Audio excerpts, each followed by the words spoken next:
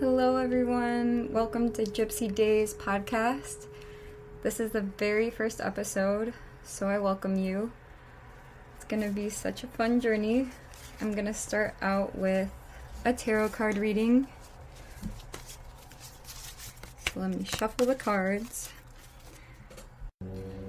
Okay, so I pulled us the Knight of Pentacles. This message is for you and also for myself.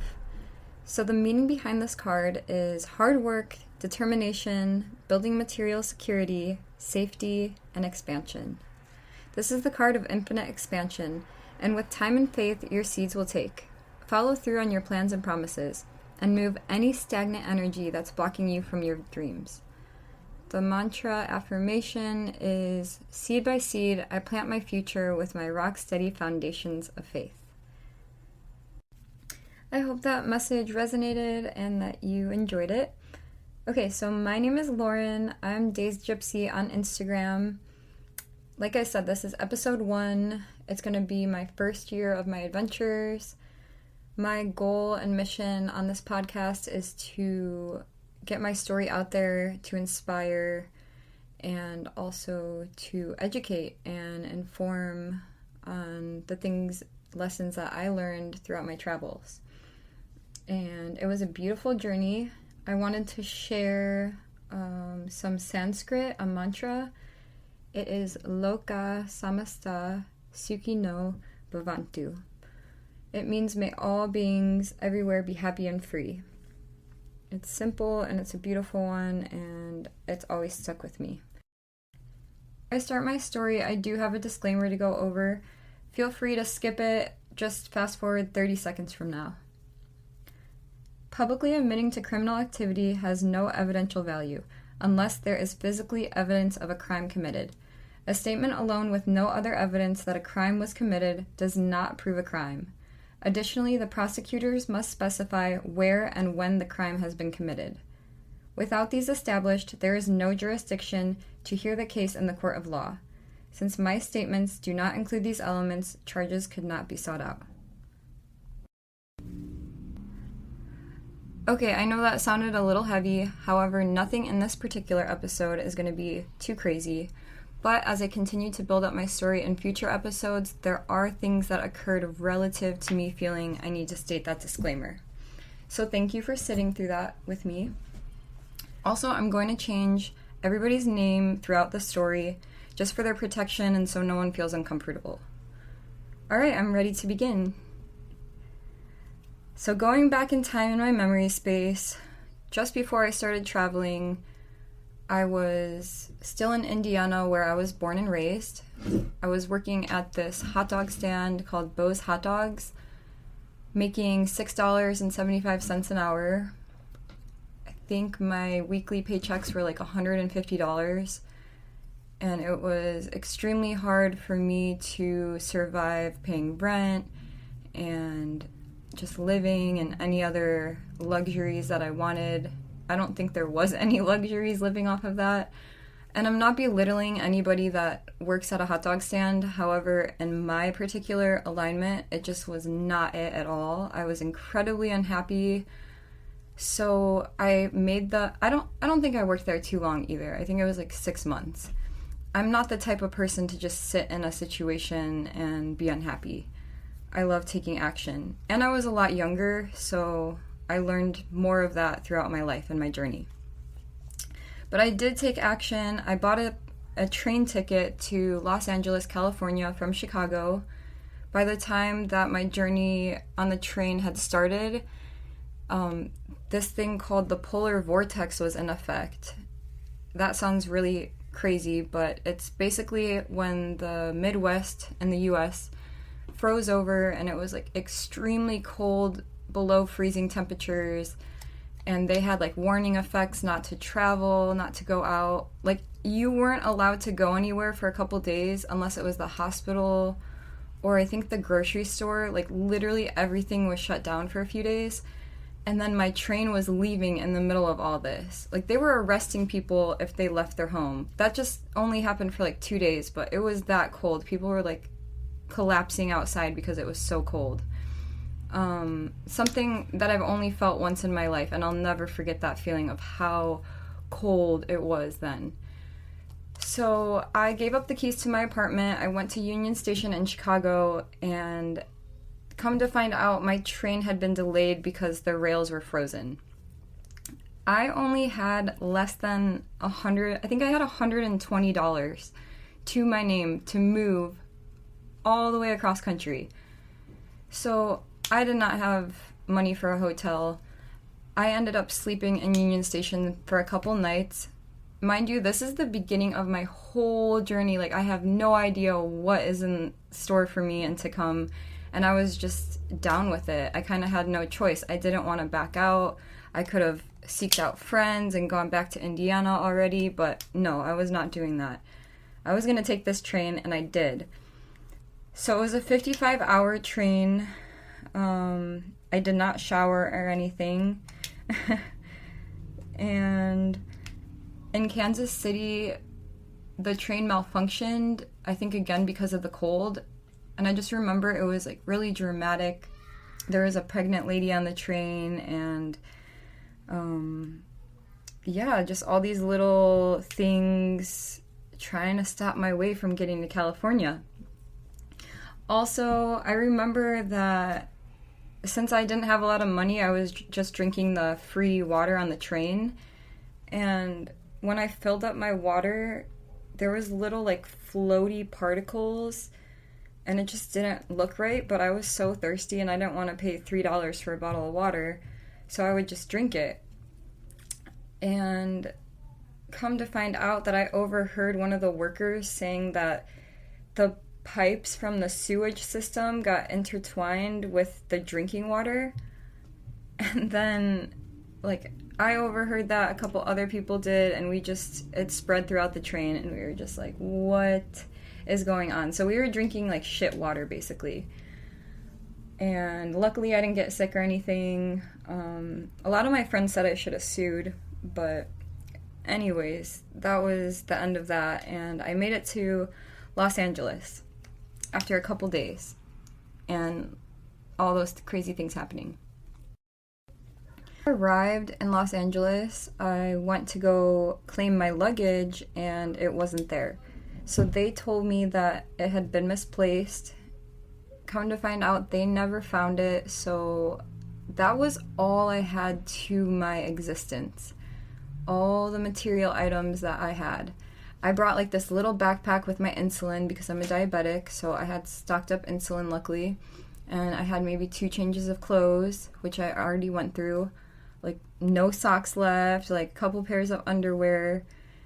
So I was left with pretty much nothing to my name, and it was a completely new feeling to me. I felt very lost in that moment. I was broken by these material things that I was attached to, and I held on to that for maybe a day or two, nothing too crazy. And then I just released it all, and I was like, okay, well, what am I gonna do? I only have $100. I just made it here, and this is my path. Like, life wants me to go through this. And it almost became like the opposite reaction, because for years, like almost 2 years, I did not accumulate pretty much any material objects. I did regain clothes, and I had wonderful friends that gifted me clothes, and I thrifted some things just to get me by, but I just had this basic small backpack for over a year and a half, and I kind of took it to the extreme. Like, I did not want to accumulate any material things, and it felt so liberating and so free for me. So that was the first days of my journey, was sleeping in the train station, drinking shit water, losing my luggage, and then having this epiphany of I don't need material items in my life. And the start of my journey, that was like the most beautiful thing that could have happened to me. And many people would take that really hard, because I had my favorite dresses in there and items that I had from a like baby photos, stuff like that. But I just had to let it go. I had no choice. I wasn't going to let it eat at my journey. So, again, that felt so liberating. When I made it to Los Angeles, luckily I had a place to stay with a friend, kind of like a mutual friend, actually. And there was this couple from Australia living in the home as they were visiting for 6 months, and they were about to go back to Australia in a couple days. So my friend Zuli, she ended up giving me a bunch of clothes. So it worked out really well for me. And the Amtrak station ended up giving me like $100 in compensation for losing my luggage. I didn't have insurance, or else I would have gotten a lot more. So it wasn't much, but I think I was grateful at the time. That was like a week paycheck for me, you know? I continued my journey. I only stayed in that home for a few weeks, and then I was told about the site Couchsurfing, where you can stay with people on their couch as an exchange for just being yourself and telling stories and them helping you get by as a traveler. So it felt safe to me making a profile and talking to these people, and I probably stayed on like throughout maybe like 3 months, I stayed on like 3 to 4 people's couches, or if they had a spare bedroom, stuff like that. It was kind of just like the trust both ways, because I could have been crazy, they could have been crazy, but I ended up making really awesome friends through it. One of them, my friend, ended up getting me a job in the farmers market industry, so I was able to work. I bought a bike, and I would just bike to work on the beach every day, which was really cool, and I didn't have to pay rent for a little bit and just kind of figure out my situation. I was young, and I just, wanted to be in California where I felt free. Also, when kind of going back to the hot dog stand, I will never forget that the owner of the hot dog stand, when I told her that I was putting in my 2 weeks, she looked at me and she was like, "Oh, my son did that. He flew to California and tried the whole moving thing." And she's like, "It's so expensive out there. No offense, but I'll see you in a couple months. You'll be back and you'll ask me for this job back." And it just like made my heart drop, and I was like, I can't believe this lady's saying this to me. But then I instantly picked myself up and I was like, no, like, not even I'm gonna prove her wrong, but I'm out of here for good. Like, no, lady, you will never see me again. And I proved that right within myself. But that's just something that sticks with me. So I want to give you that message. If you ever feel that way, or someone's trying to retract what you're doing in life or telling you what to do, just, I don't know, just don't have it, because most of the time they're wrong. Like, go with your intuition and how you feel. Don't let others decide what you're going to do with your life. Ever. That's not in your alignment. Your path and your intuition is always going to show you the way, and other people it's just side chatter, and they're unhappy themselves usually, so they want to down others, and it's just not good energy in my opinion. As time went on, I believe I stayed with my friend that got me the job in the farmers market for about 2 months. So it was incredibly helpful for me to save up a little bit of money and get on my feet, figure things out, make friends. I did move out into a place in Costa Mesa, and I paid for a 1-bedroom, and I would still ride my bike to Huntington Beach. It would take me like 40 minutes to ride my bike, and I was still working at the farmers markets. And the person that I was living with, he knew that I was very influenced and passionate about cannabis. So he was the one that told me, "I have some friends up in Northern California. I think that you'd be a great fit to work on a farm." So he kind of sparked that inspiration in me. And when he told me that, it felt like 1 in a million. Like, I was like, oh my gosh, like, you can hook me up with a job in this industry. I felt just so cool, and like I would never get this opportunity again, which is super funny.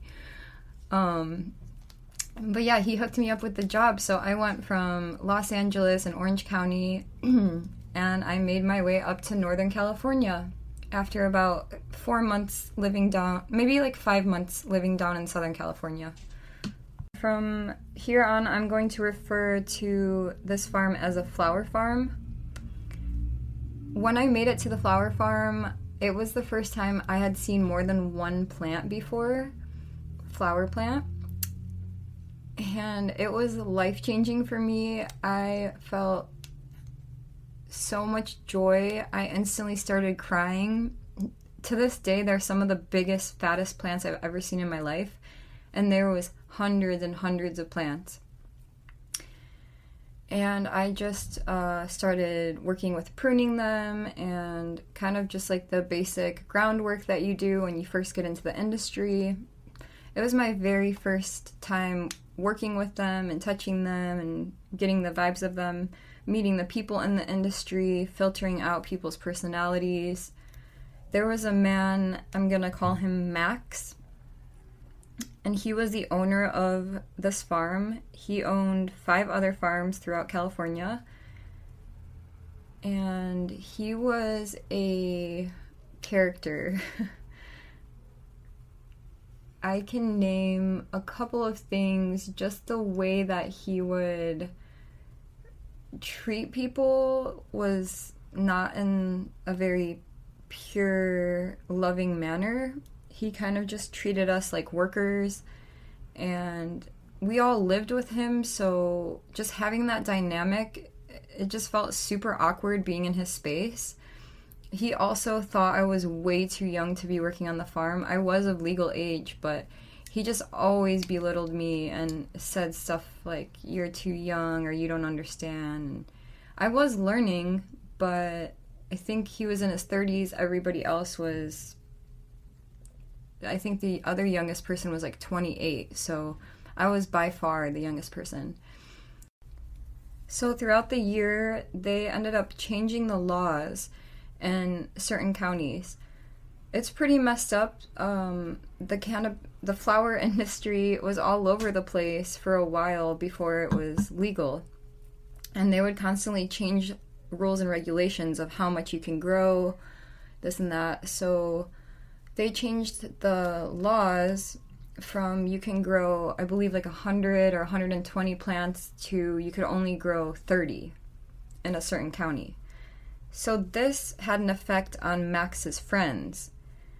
So Max's friends, Jack and Mindy, ended up having to move their crop from their county up to the county that we were in because the laws were still, you could grow over hundreds of plants.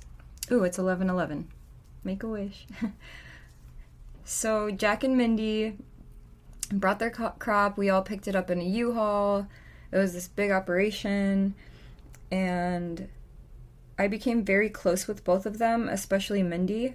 She was pregnant. I think she was like around 6 months pregnant at the time. So this was a lot of stress on a pregnant person. And I would help them with their plants, and they would pay me, and they were just so sweet. And they do have a big part in this story later on throughout this episode. So just remember, Jack and Mindy, again, that's not their real names, but anyways, I grew a huge bond to them, worked with them every day, and I truly did love them, especially compared to Max, because he was just kind of rude to us, and he was borderline psychopath. A few of the things that he would do, like his workers would drink, and he really didn't like that, but he was into taking psychedelics like LSD.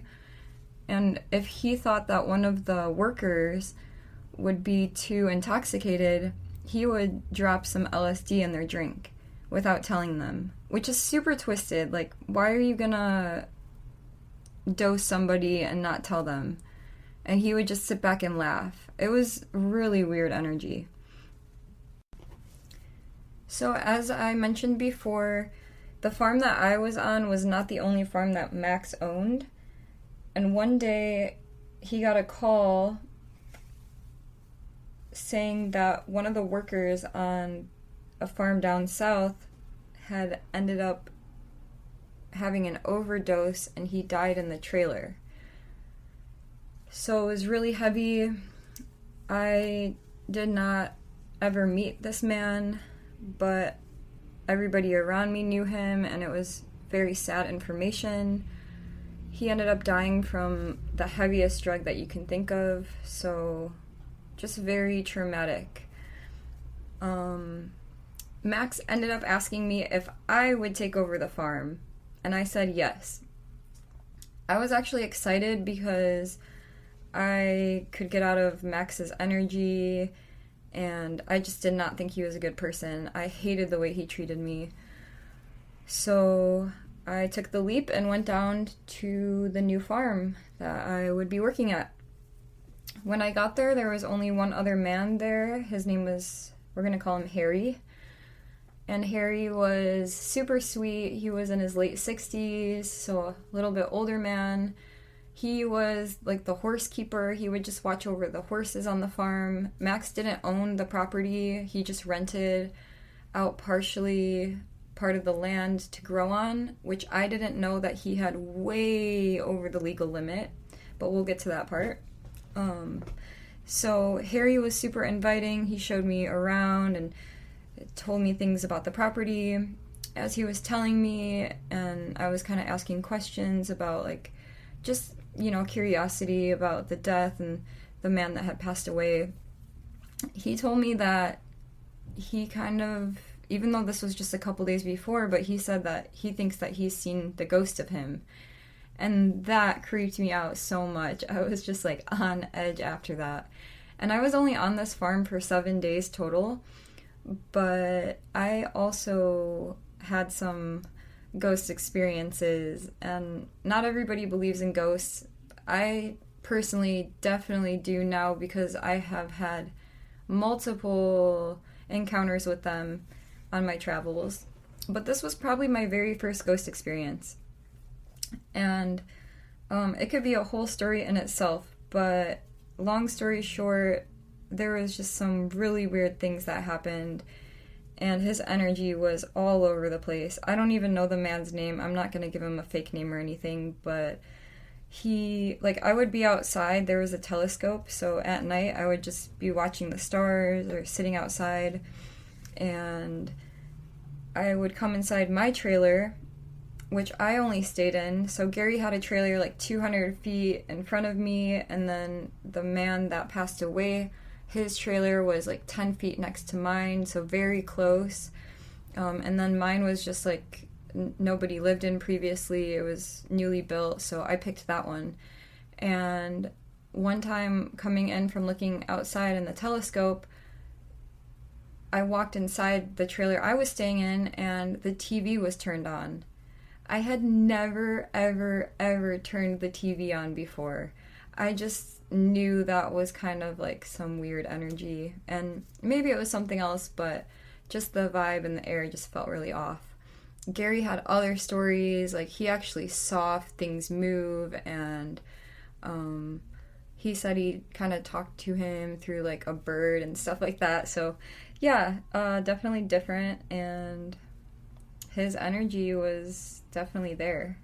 Gary also said that one time he saw a figure move after he came out of the bathroom, and he thought it was me, so he said, "Lauren," and he swears up and down like he saw a person, and I was nowhere to be found. I was like in the greenhouse or something. So yeah, I take it lightly. It's fun. Like, we know that there's other energies, even people that are religious. Like, what happens when you pass on, you become an angel? That is technically a good ghost. Like, there's ghosts have this bad rep sometimes, but it's just energy, and sometimes it hasn't moved on yet, and especially since it was so fresh.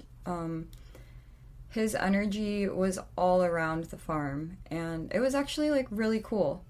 There was a couple other things that were weird, like the tarantulas were everywhere, and this was around September, October, and that's mating season for tarantulas. So when I was in the garden working, I would have like random tarantulas like crawl over my feet, and I guess since it's mating season, they travel in packs of thousands throughout the mountains, and that's something new I learned then. And I would end up just bonding with them. Like, I took my fear of them in the beginning and turned it into just this beautiful bond, and they're beautiful creatures. Just like throughout my travels, I've learned to bond with my fears through many things, like my fear of heights, through skydiving, my fear of spiders, through just sitting with them and grounding myself, and really just having to sit in the energy, which is very hard to do. But once you get past that, the fear dissipates and you can learn a lot, and they're beautiful creatures. I know that's a fear of many of you, and some of you would be like, no way, hell no, never. But just try to sit with your fears. It's very conquering, and overcoming things is just so liberating. So I encourage you to do something like that. So you might be wondering why I only worked on this farm for 7 days, and your assumption is probably because of the ghost experiences. However, that is not it. I will explain to you what happened. As I mentioned before, they were growing way over the legal limit. So when the coroners came in to pick up the body of the man, they probably alerted the law enforcement about there being too many plants on the farm, but they had to come in with warrants. So warrants take a little bit of time to get all the paperwork together and everything, and it must have taken them around 10 days, because the last day of me being on that farm, around 7 a.m., I woke up to these loud noises, helicopters over the trailer, and I peeped out the window and I saw these big machines and a bunch of cop cars, and them just throwing all these plants and just shredding them to pieces. And they were taking down all the crops, and they were going around the property collecting evidence. Now, how they did not knock on the door or open the door to my trailer, I have no idea. But I did not have a car at the time. And also, they spoke with Harry, because he was like the first trailer when you roll up to the farm. So when there's over the crop limit, it is, I think it was a felony at the time, if I believe. So when this happens and they're raiding a farm, they're looking for someone to pin it on. And sometimes it's the worker, or they investigate the worker, which I was, and they want to know who's the main person running this. And I would have been in a lot of trouble that day. I would have gotten thrown in jail because they're going to pin it on me. Since I didn't have a car, they didn't go in my trailer. They thought it looked like nobody was home. And I immediately went on my phone to call my boss, Max, and I saw all these text messages from Harry, and he was just telling me what was happening, and he's like, I talked to them, I'm not affiliated, and they know this, I'm just the horse guy. But they said, you can get in huge trouble he said, you can get in a lot of trouble right now. They want to take you in if they find you. If there's like a hose from the greenhouse to the trailer, which there was, something like that, that is immediate evidence that I'm in operation with this overproduction of flour, which is a crime. So Harry told me, stay put, I'm going to tell them that I need to get something from the garage so I can leave the property. He pulled into the garage and I hopped in the trunk, and that was my exit plan. So we just rode out. There's helicopters flying over. Like, it was so dramatic. It felt like a TV show. There's all these cops. I was sweating in the back. I'm like, oh my gosh, are they going to search the trunk? And I'm going to get busted and taken in. But no, Harry, he helped me out so much, and I was able to get away. And I moved up back to the other farm that I had originally been on. So this was all just before harvest, and usually farmers feel an immense amount of stress around this time. They're trying to get their crop out. They just want everything to go smoothly. They have all these random people on their farm harvesting, about to trim, things like that. So it's a stressful period. The time that I got back to the farm that I had originally been on, it was harvest time. And only for Jack and Mindy's, which is Max's friends that moved their crop up to the farm. So it was time for them to harvest their plants. Mindy couldn't help because she was 9 months pregnant at this point, and Jack, it being his crop, he decided to take it in a relaxed way, and he was drinking throughout the day. He ended up having like way too much to drink, and Max, the owner of the farm, was really pissed off at him because he was just goofing off, and they were trying to get down to business by harvesting the crop, which means that you chop the plants down and you throw them in the drying room to dry. And then the next process would be trimming it. So harvest is like a big day. It can be stressful, especially if you're the operator of the farm. But Jack, the owner of his plants, wasn't really taking it seriously. That's just kind of the guy that he was. But Max was very serious, and he was like, come on, let's go, let's go, let's go. Just work, work, work. So that was the chaotic energy that was going on that day. So I told you before what Max does when he thinks that someone's too intoxicated. He ends up dosing people.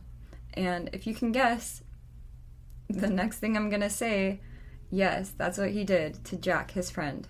He ended up throwing some doses in his drink, and Jack started tripping and more incapable of not working.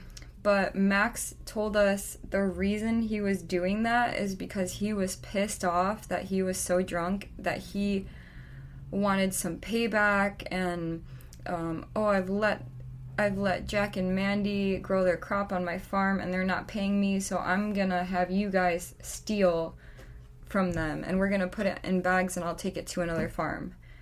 And when I heard this, I got so angry. I was like, these are my friends, by the way. I've worked with them for months.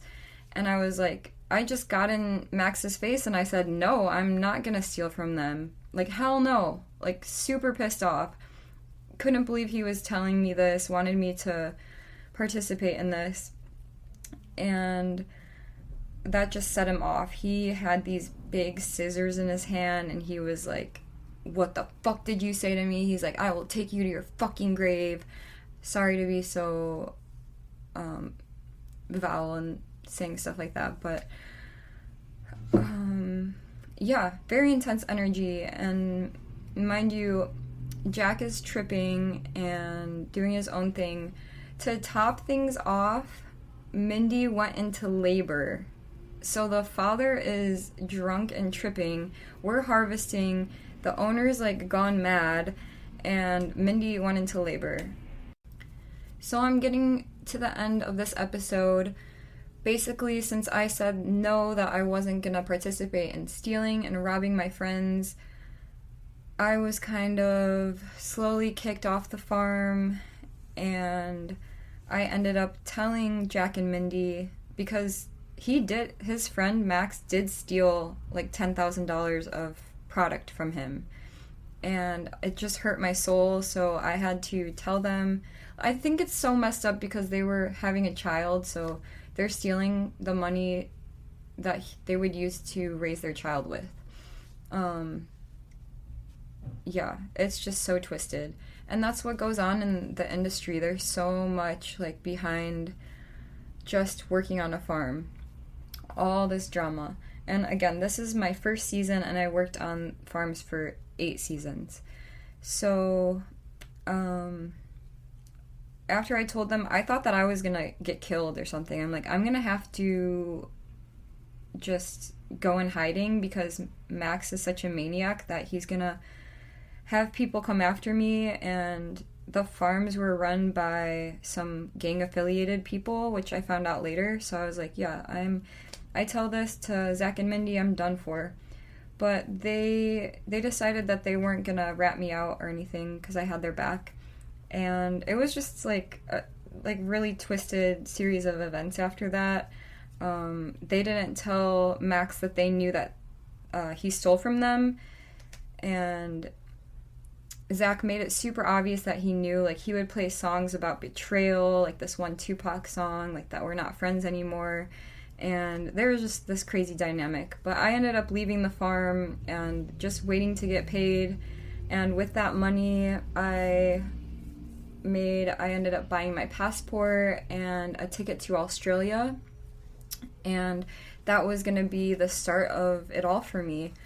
And leaving the country for the first time. So I know that was a lot. I'm sorry that it's so intense, and actually I'm not sorry. I'm really excited to get my story out.